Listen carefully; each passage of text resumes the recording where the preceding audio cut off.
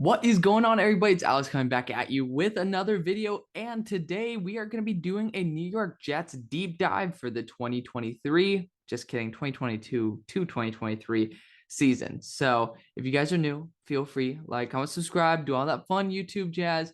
I know you Jets fans are going to hate me for this because as much as I love your roster, I don't really love your team. And I'm just saying that right now. I really want y'all to succeed. One, I think your unis look awesome. They're great. And I think your players are awesome. I was a huge fan of your draft. Speaking of, let's just talk about that right now. I mean, looking at this, it's sauce. Sauce starting out with Garrett Wilson, both number ones at my position. Jermaine Johnson, if I'm not mistaken, was edge 4. He might have become edge 5 after Trevon Walker just took that major ascension. Breece Hall, RB1 technically was RB2 until Eric Gray actually went back. So that's a fun one because Eric Gray is now RB4 for the next class. And yeah, I think that's how good the coming class is. Rooker wasn't a big fan of him personally. I think that's a solid pick given the need. In a pretty poor tight end class. Again, there were guys like Isaiah Likely that I liked a lot more, no pun intended. Max Mitchell I thought was phenomenal value, especially now that Mekhi Becton is hurt. Then you got Michael Clemens in there as well. So again, was a really big fan of this draft. Even Jermaine Johnson falling was phenomenal. You know, you obviously could use an edge rusher. It's it's a really good draft. And like again, I was a huge fan of what you guys did. You were aggressive early and often. You said, hey, we have enough depth. We don't need to take shots on dudes later on. These are the guys who are going to make impacts on our roster. And I'm all here for it, man. I'm a big fan of what you guys did. So again, big fan of your draft. Let's look at the roster though, because this is where the issues might start popping up. Here's the main issue. My number 2 quarterback a couple years ago, Zach Wilson. I think he has all the talent in the world. Like he has a crazy strong arm. I think I would not say, okay, so this is what my notes were. I didn't think he actually had a very strong arm when he was without a strong base. There were a lot of balls that would die out if he didn't have correct base form, which he rarely did. He always has really good form in terms of his throw power. So, like his throw motion, it's variable. I like that. He has all the foundation for success. The problem is, I guess, similar to what Sam Darnold was having is up here. And, you know, back at BYU, I saw a lot of really good plays from him where he would process the field and he would be able to place the ball perfectly. But there were also some hospital plays, and I marked that down, and that is a display of poor judgment. Unfortunately, like most of the time, it's like, okay, he's trying to fit a ball in. It's college. I think that he's going to trust his receiver. The problem is it's kind of leaked into the NFL. You know, he's continuing to take turnover worthy plays and not capitalizing on the big time throws. He definitely improved over the last stretch of last year, which is a great sign. But I would say he's not there yet.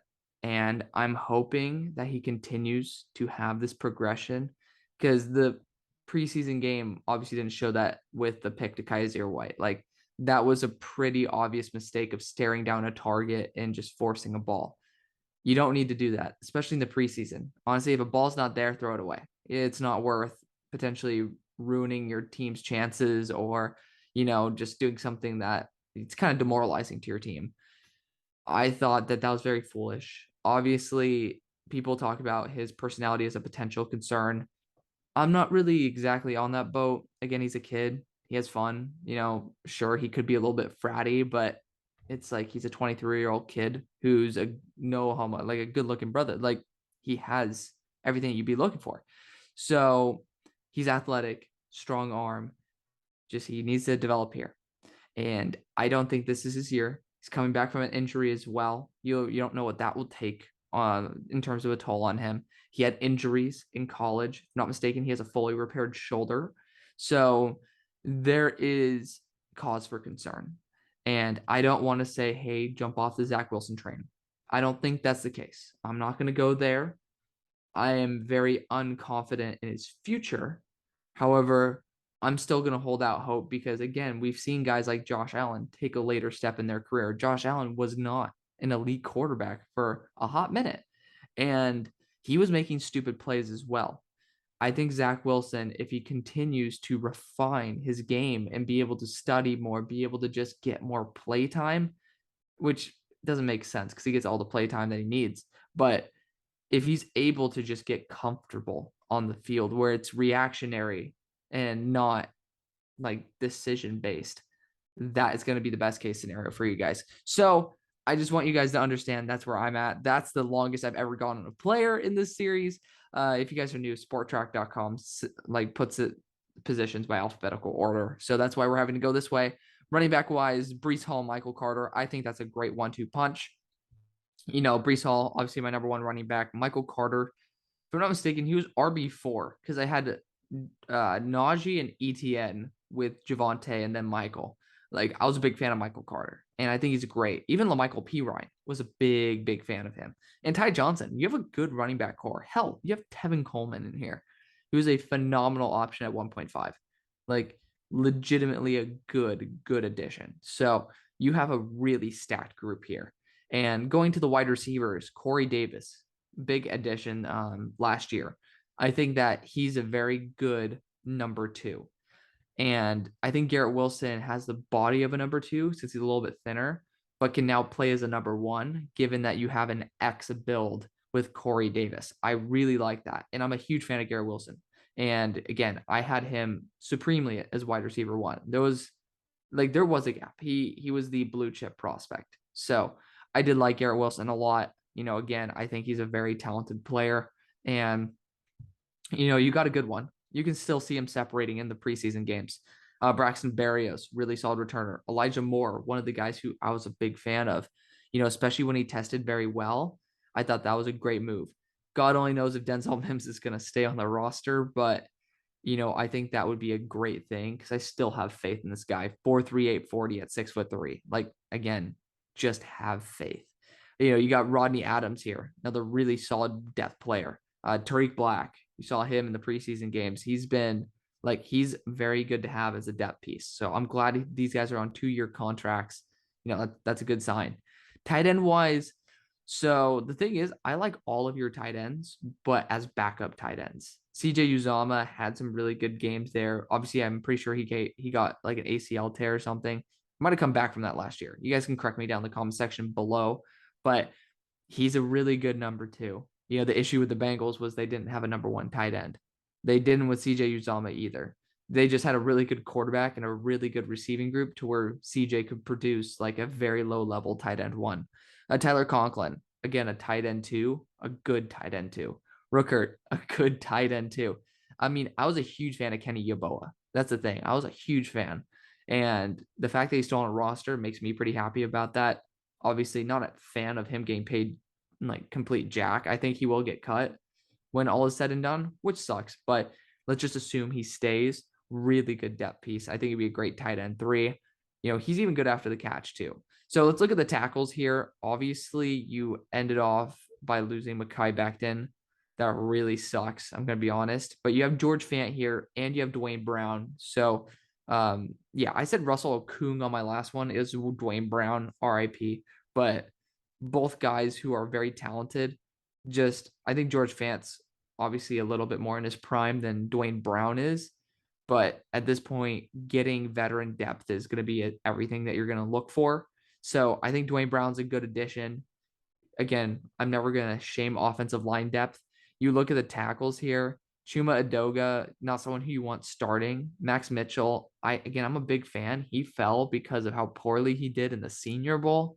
And if anybody wants to say Max Mitchell didn't do that poorly in the Senior Bowl, I had media access. I watched every single rep, and he did really poorly. Like, he and Trevor, I don't know what's up with the Trevor Penning hype back from camp. He did pretty terribly. Like, some of these losses are god awful. And I was saying that, and he got 29 pass blocking grade. Yeah, he's a beast in the run game, but you can't pass protect in the passing league. You ain't shit. Small rant, but it's 1 a.m. I sometimes that's what I do love about this. Like, small side note, I love this this community. I love this job just because, you know, when I don't want to do anything, I'm happy doing this. So, you know, for the people, like, again, this series doesn't get much attraction at all. So I know there's very few of you who are actually looking at this, but for the few of you guys who are watching, like, I appreciate you guys helping me at least make some form of revenue, even though I make $1 a day at this moment. YouTube can be a pain in the fucking ass. I tell you, like, it will fluctuate from getting about 800 a month down to $30. Like, it legitimately drops in value. So there you go. Small tidbit, but it's worth it. It honestly is. And especially videos like this where, like, I know the knowledge I gain from this is going to be exponential in the long run. Awesome. So there's my little tangent. So I had to thank you guys for that. But Lakin Tomlinson, AVT, really good pairing. Big fan of that. And you got Dan Feeney in there as a backup as well. I mean, you even have Ross Pierschbacher as like a backup. And I honestly think that he's not too shabby to have there. So big plus overall. Like, again, I'm really liking how, I mean, I'm not a fan of Connor McGovern. I know he plays pretty well, better than the other McGovern over on the Cowboys. But again, like, obviously starting talent, AVT, I know that he was really hyped up. I had like a late first on him. If I'm not mistaken, it might have been like an early second, but still a very solid player. Didn't really think you needed to trade up for him. I had Christian Darrisaw, offensive line wise, over him, but AVT was solid. Lakin Tomlinson was an excellent addition. He's been playing very well in San Fran. Your starting lineup, even now, isn't bad. I would say Fant's been playing very well, so I think you're protected. I don't know how much Dwayne Brown's actually going to be worth it, though. It was a very expensive contract for a player that you got obviously out of desperation. I feel like that second year, like, here, let's just quickly check it. That's second year, yeah, 9 million guaranteed. That second year means jack shit. Like, that first year, it's a 1 year contract, guys. They're gonna cut him after. It's $9 million. So yeah, it's a 1 year contract. They're just getting him, trying to look like they're trying to keep him longer, and I respect it. I don't think Dwayne Brown's going to be able to play at a high level. I think George Fant moving back to right tackle might be the best thing for your team because I'm going to trust Dwayne at left. And most likely, you guys are probably going to tell me that's going to be the case. I'm praying that that's the case. But let's end up looking at the defense. We go defensive line outwards, kind of the opposite of the offense. Quinn Williams, still waiting for him to break out. The guy was a freak in college. I thought he could have been the number 1 overall pick. And, you got him, I think, at 3.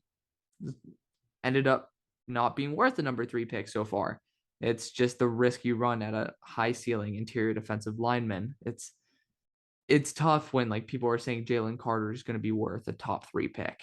It's like, man, unless you're Aaron Donald, it's just, I don't even think it's worth it. I have Jalen Carter's my number 6 player, but like, even Quinnen Williams, I thought Quinnen Williams was better. And, Quinnen ended up not panning out. Not a reason not to go after another kid who looks phenomenal, but it's just obviously not that same level. Sheldon Rankins, he's a good player. He's a good player. I actually like him. So I'm not going to talk shit. But besides that, I'm not a fan of the guys on their interior. Jonathan Marshall, Tansel Smart. I really can't say jack about either of them. I don't know. So again, Sheldon Rankins is kind of a godsend to have as a backup to Quinnen. But looking at the guys at defensive end, and again, this team runs wide 9. So I'm assuming a lot more defensive end / outside linebacker than interior guys. Because if I'm not mistaken, these are more so nose tackles. So John Franklin Myers, baller. You got him for a pretty expensive deal, but he's worth it. He's played really well. I like John Franklin Myers. Carl Lawson, you gave him a pretty big contract. If I'm not mistaken, he was injured. So we're excited to see him come back. Jermaine Johnson, I believe he had a sack in the preseason game. I did not see him out with the ones. And you can correct me if I'm wrong. That does make me a little nervous. And when I watched him play, he looked a little heavier and a little bit slower. So I'm hoping he can slim down a little bit because he was phenomenal at his size and weight combo. Maybe they're like, yeah, I don't know if you can handle NFL tackles with that lack of power. I'm hoping. I'm just hoping that he performs better. Michael Clemens, excellent depth. Solomon Thomas, even on the squad, man. like Vinny Curry. I don't even know how he's still in the league, but cheers to you. You even have Bradley and Nye in here? Really? I think the Cowboys should have kept him. Jabari Zuniga, like there's some really good guys. Even Nathan, like this is a good group. Now, yeah, obviously you don't really have any outside linebackers, given the fact that wide nine. If you guys don't know why not, you're Jets fans. You should know wide nine. Regardless, if you don't, then essentially you have like a 1 tech, 3 tech, 5 tech, and technically you call this a 9. So you essentially line up way farther outside the tackle. And there's a guy coming up in this draft, Andre Carter out of Army. They run wide 9, and he is perfect.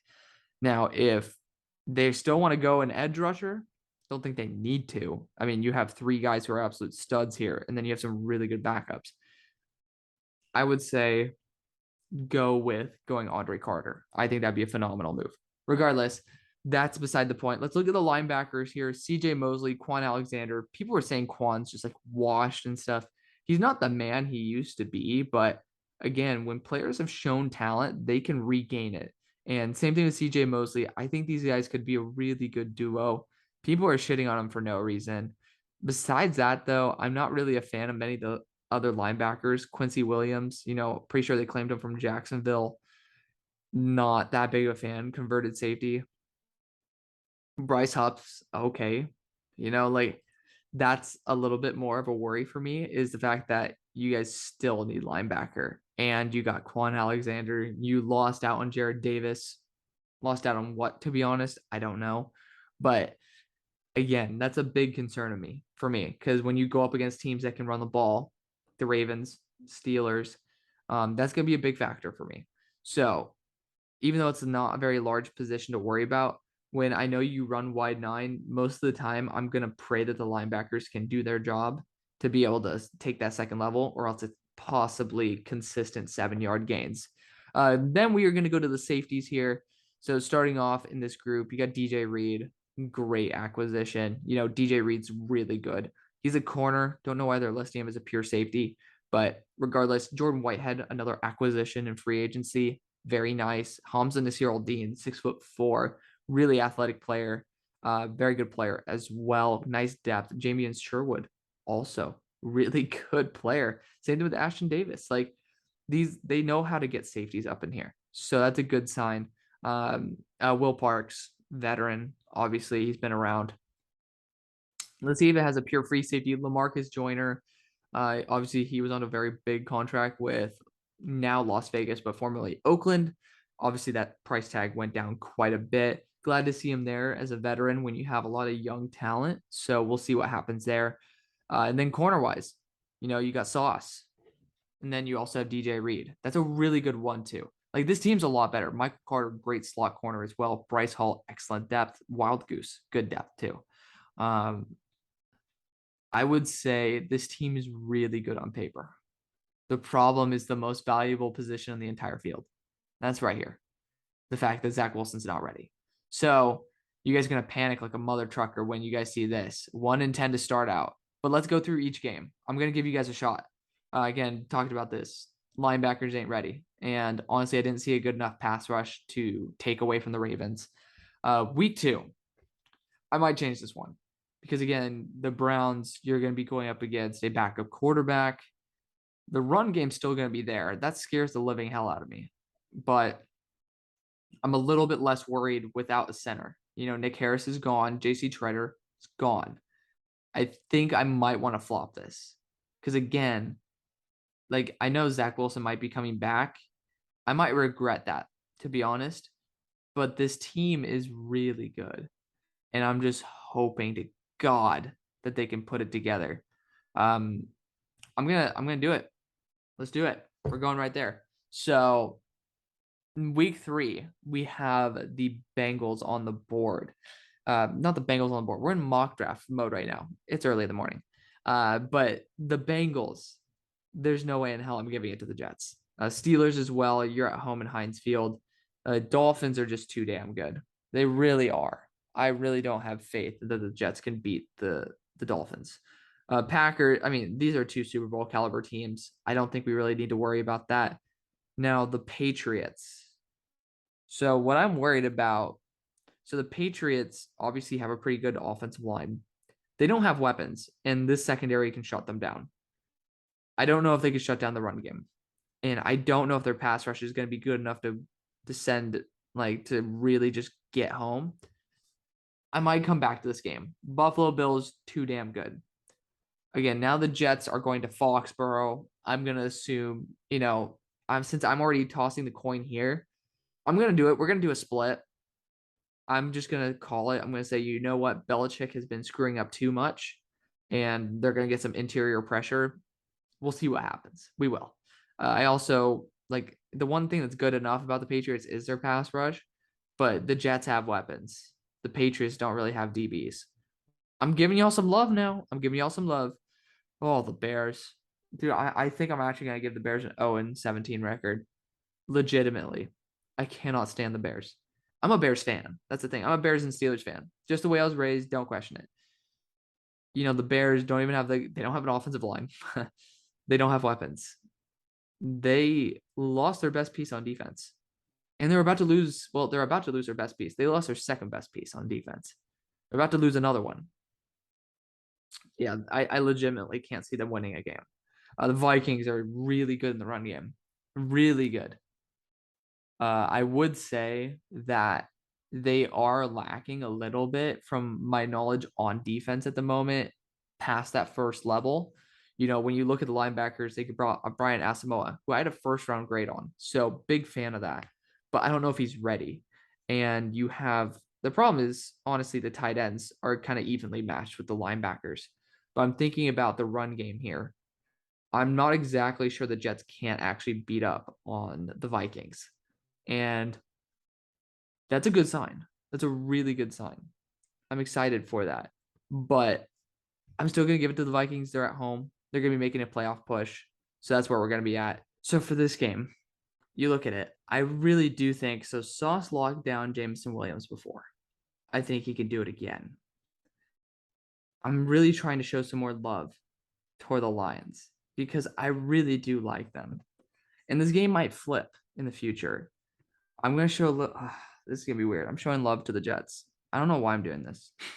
I don't. But I am. Jets are going to win. They're going to upset the Jaguars. I think that they have a good enough roster to do so. I think they do. And then the Jets face the Seahawks, where I have issues with Zach Wilson. I'm being ready. That doesn't even compete with how awful I think Drew Lock is. And that sucks because I was hoping for the best for Drew Lock. I don't think the offensive line is good enough yet for the Seahawks. Charles Cross looks like a stud, so that's a really good start. And Abe Lucas looks really good too. So I like what they're doing there.